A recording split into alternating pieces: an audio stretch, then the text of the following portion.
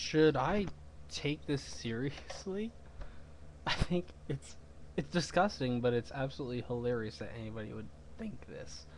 Because yes, because God has so much power over all of nature and what have you that he would kill all these Japanese people to make a message to take a message to atheists that aren't really in Japan. It doesn't make sense. It just doesn't make sense that we would assume God would kill or try to kill thousands of Japanese people because he thinks that atheists are wrong. Because he's trying to get a message across to atheists.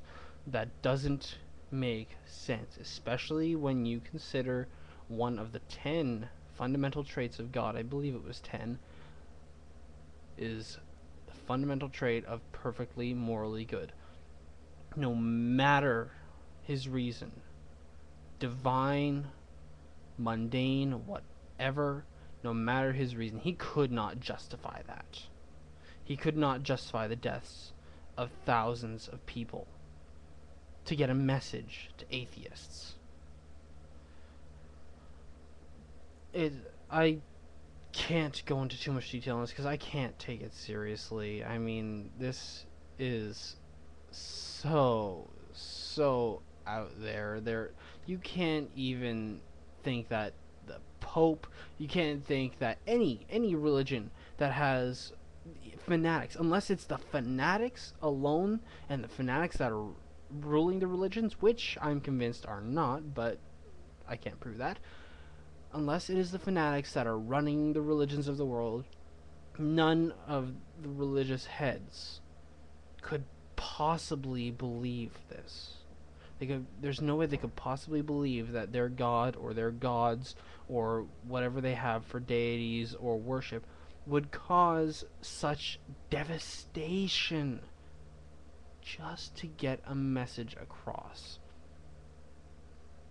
So what was the Black Plague an answer to homosexuality? Because homosexuality has been around since always. Like we remember we were animals before we were humans, and nature actually shows, we can see in nature homosexuality present.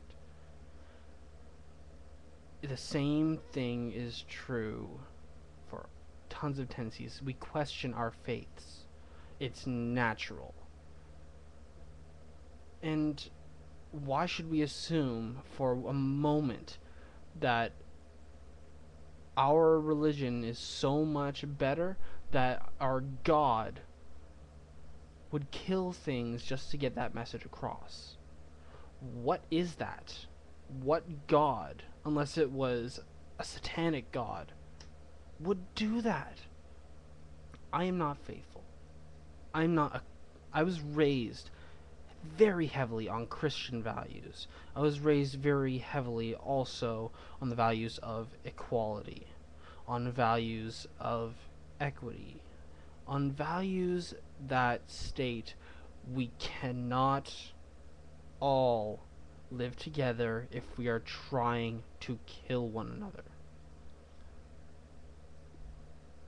Why would God want us to kill one another? Because he thinks that we're right? I mean, we are talking Christian Yahweh, right? I mean, we're talking the guy who's supposed to be all smiles and happy and not that nasty, vengeful God from the Torah, from the original quote unquote Bible, but from the Old Testament. If we want to use the Christian terms, we'll go Old Testament. From the Old Testament, we are not talking about the vengeful God.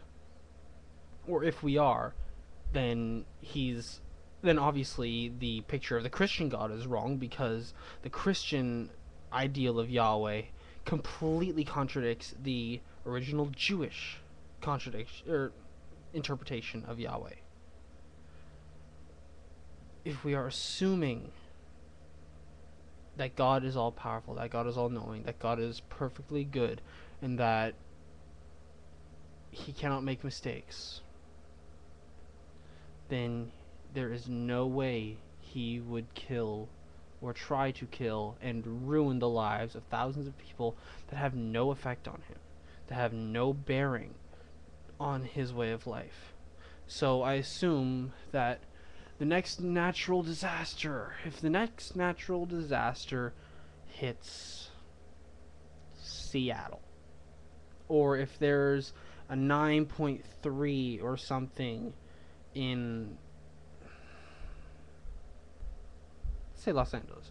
We'll say if there's a 9.3 in Los Angeles, followed, and however unlikely it is, by a massive tsunami, and probably especially because it's unlikely, then obviously it's Brahman telling it's Brahman telling America that that we're wrong and that the time has come for Shiva to destroy and recreate the world. No. No. It does not work like that. You cannot just take a natural disaster and interpret it and twist it in your own ways. What person would do that? They wouldn't. You need to be a monster to do that. You need to be a monster to assume that God is punishing people because they don't believe in him.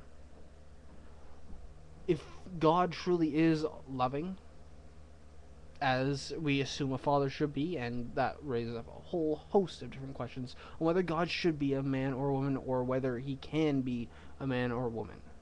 But we will assume he for now, just because it's the common term. If we assume that he is perfectly morally good, that he is loving as all fathers should be, and even if he's using tough love, that is not tough love. That is pure sadism. That is pure sociopathy.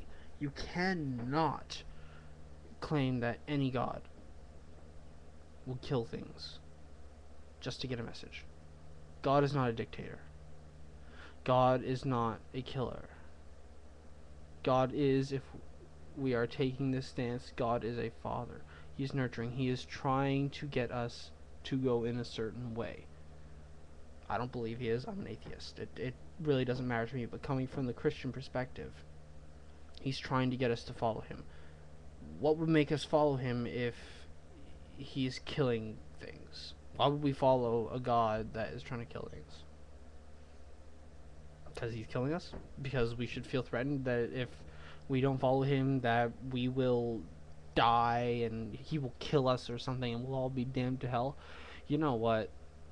The way I see it is that if you are going to claim that your God will kill people just to get a message across, if you are going to claim that your religion is so superior that it assumes absolute power over everything else, then I'm thinking that in the context of your religion, you're going to hell.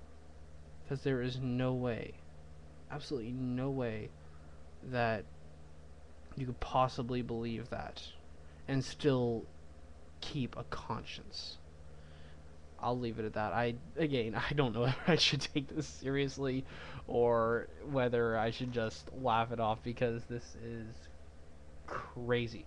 This is absolutely crazy. It's almost as bad as those idiots that decided to go to a funeral and protest homosexuality, that the soldiers are dying because we let homosexuality come to America. Homosexuality has been in America for years. For years. And you know what?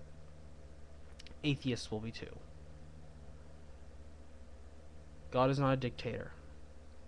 He would obviously recognize that fear is not the way the humans work anymore, and that fear is not the best tool to be used. And that's it. Just believe what you want, but I pity you, because you're not going to be experiencing the same sort of joy that we, who can live with people who do not believe the same things that we do, but we still get along with, that we still love.